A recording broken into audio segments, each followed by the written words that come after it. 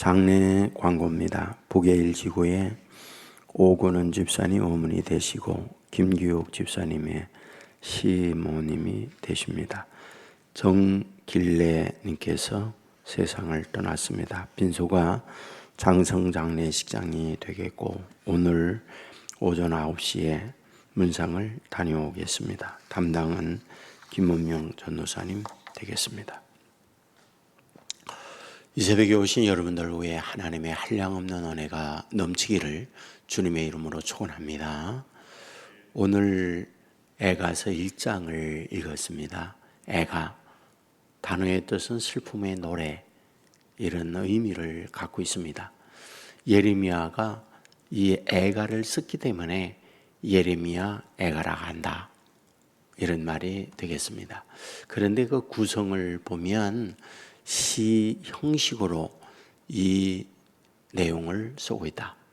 그 시 형식이라고 하는 것은 우리에게 있어서 한글이 있고 한글에게 있어서는 자음과 모음이 있습니다. 기역, 니은, 디귿, 이 훈민정음 알파벳이라고 하죠. 마찬가지로 히브리어, 이 구약이 쓰여진 언어 히브리어에도 알파벳이 있습니다. 그 알파벳 순서를 따라서 이 성경이 기록되어 있다. 알레베드, 김멜, 이런 식으로 히브리어 단어가 이렇게 쭉 되어 있는데 12 단어, 12 알파벳으로 되어 있습니다. 그러니까 오늘 본문이 22절까지 되어 있는데 20일까지 되어 있는 이유가 처음에 알렙으로 시작되어지는 단어로 이 성경 구절이 시작되고 그 다음에 쭉 그런 순서로 해서 22절까지 되어 있다. 그런데 2장만 66절까지 되어 있어요. 2장이 66절까지 되어 있는 것은 알렙이라는 단어를 가지고 세 절을 써요. 그와 같이 해가지고 22 알파벳이기 때문에 세 절씩 해서 66절까지로 되어 있다.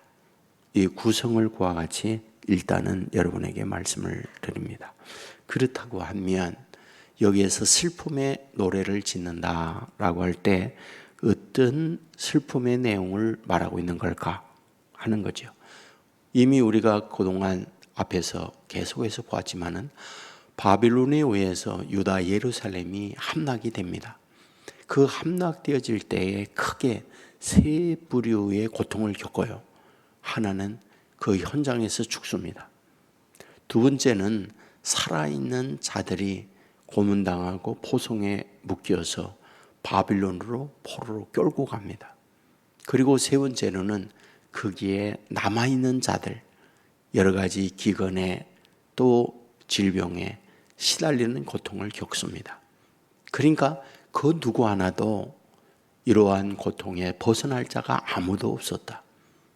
그러니까 죽임을 당하고 끌려가고 남아있는 자들은 먹을 양식이 없어서 굶주리며 고통을 겪는 이러한 비극에 있어서 예레미야가 그 현장을 보면 눈물을 흘릴 수밖에 없는 상황이었다, 이런 말이 됩니다. 그래서 1절 시작이 슬프다 이 성이여 전에는 사람들이 많더니 이제는 어찌 그리 적막하게 앉았는고 전에는 열국 중에 크던 자가 이제는 과부같이 되었는고 전에는 열방 중에 공주였던 자가 이제는 강제 노동하는 자가 되었도다. 전에와 이제를 비교합니다. 전에 잘 살던 내가 이제는 가난하게 되었다. 전에는 평화롭던 내가 이제는 불화와 전쟁의 소용돌이의 비극을 맞고 있다. 전에는 형통하던 내 인생이 지금은 불통에 시달리며 절망 가운데 놓여 있다. 이러한 부분을 말하고 있습니다.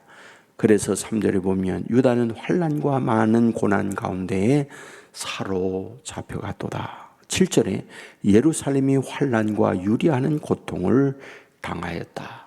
10절에 대적들이 손을 펴서 그의 모든 보물들은 빼앗았다 라고 말하고 있습니다. 이런 상황에 있을 때 이런 유다와 예루살렘을 보면서 주변 나라들이 어떠했는가? 7절에 보면 대적들은 그의 멸망을 비웃는도다. 비웃고 있습니다. 8절에 보면 조속거리가 되었고 업심여김을 당하였다. 19절에 보면 먹을 것이 없어 구걸했지만 얻지 못하고 기절했다. 21절에 보면 원수들이 유다가 망하는, 유다가 고통당하는 걸 보면서 기뻐했다라고 말하고 있는 거죠. 바로 이런 현실에 놓여 있을 때 더더욱 비극이 무엇이냐? 2절에 보면 위로할 자가 없다. 7절에 보면 돕는 자가 없다.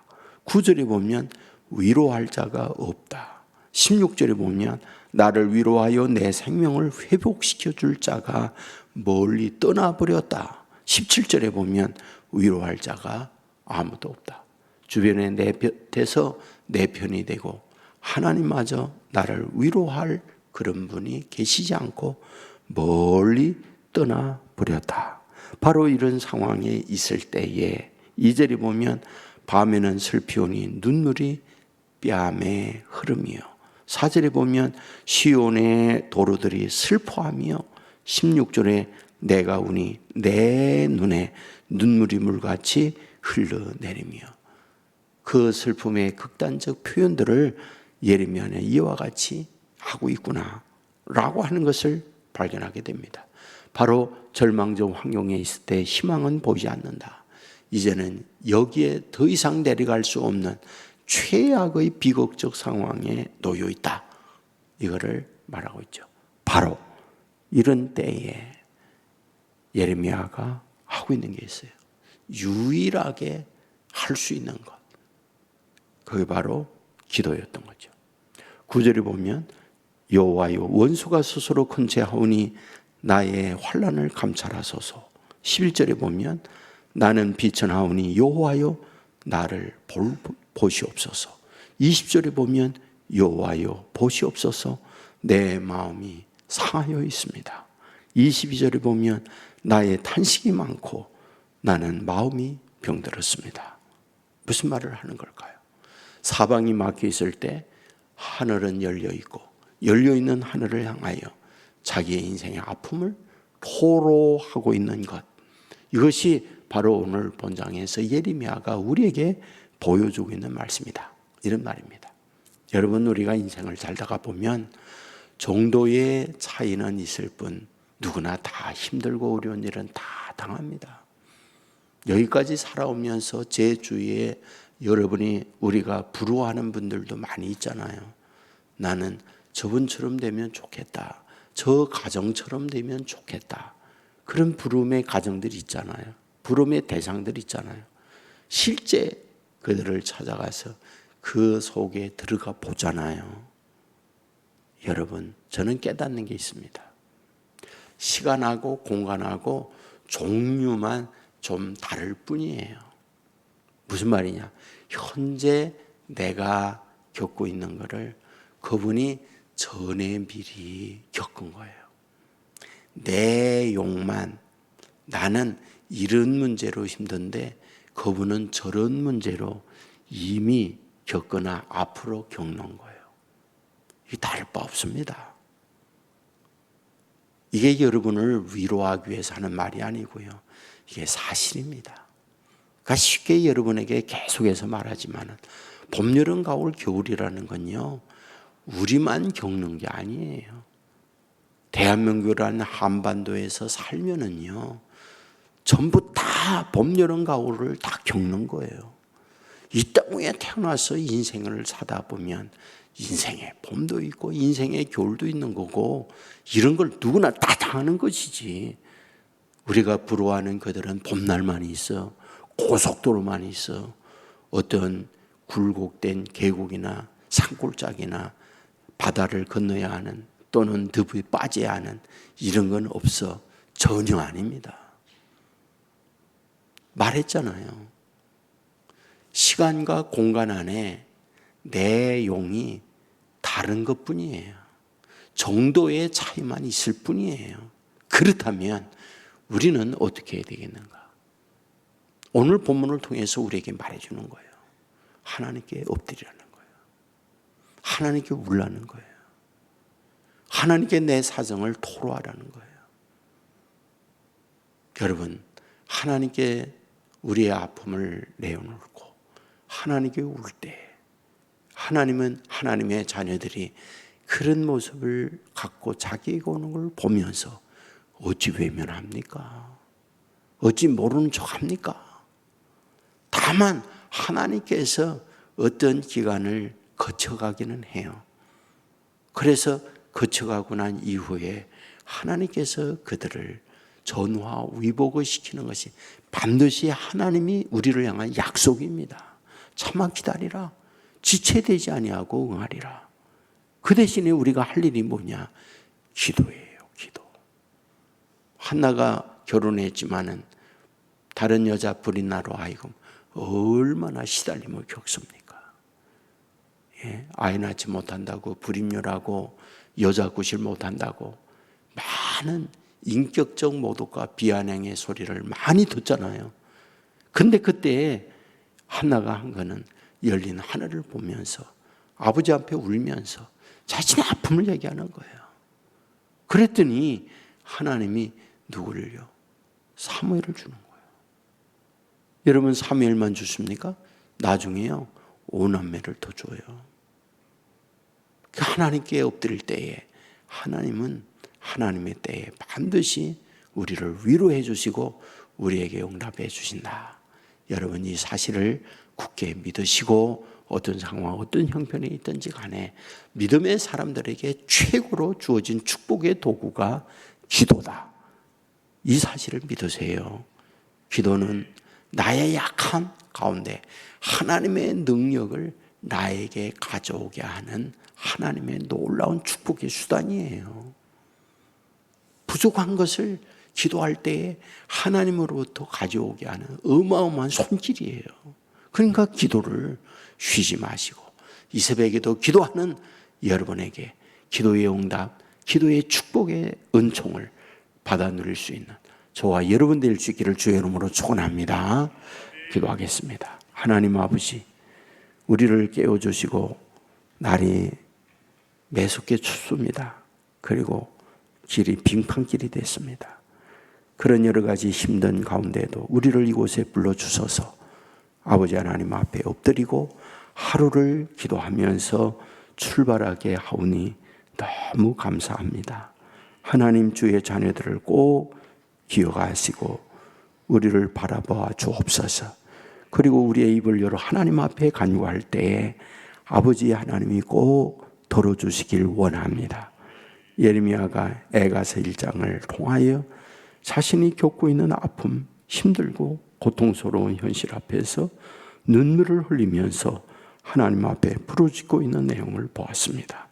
주님, 원하옵는 것은 우리도 어떤 상황에 있든 열린 하늘이 있음을 보고 아버지 앞에 눈물을 흘리고 우리 안에 있는 아픔과 형편을 고백할 줄 아는 주의 자녀들이 되게 하여 주옵소서.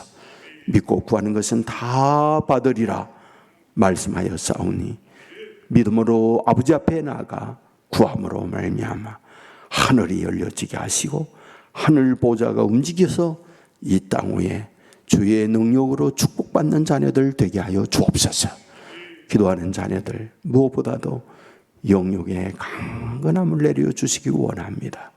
원치 않는 질병에 시달리고 있는 분들 많이 있습니다. 찾아가 주시고 만져주시고 건강을 회복하여 일상의 생활이 이루어지게 하여 주옵소서. 아버지 하나님이여, 마음이 아픈 분들이 있습니다. 만져주옵소서. 정신적인 혼란 가운데 시달리고 있는 분들이 있습니다. 성령 하나님께서 그 모든 것들을 물리쳐 주시고 성령 하나님의 다스림을 받는 자녀들이 되게 하여 주옵소서. 진로 문제로 아파하는 자녀들이 있습니다. 내가 원하고 바라는 것이 이루어지지 않는 경우들도 많이 있습니다. 좌절하고 자신을 우울하게 열등하게 여기고 있는 분들도 있습니다. 하나님이여, 찾아가 주시옵소서.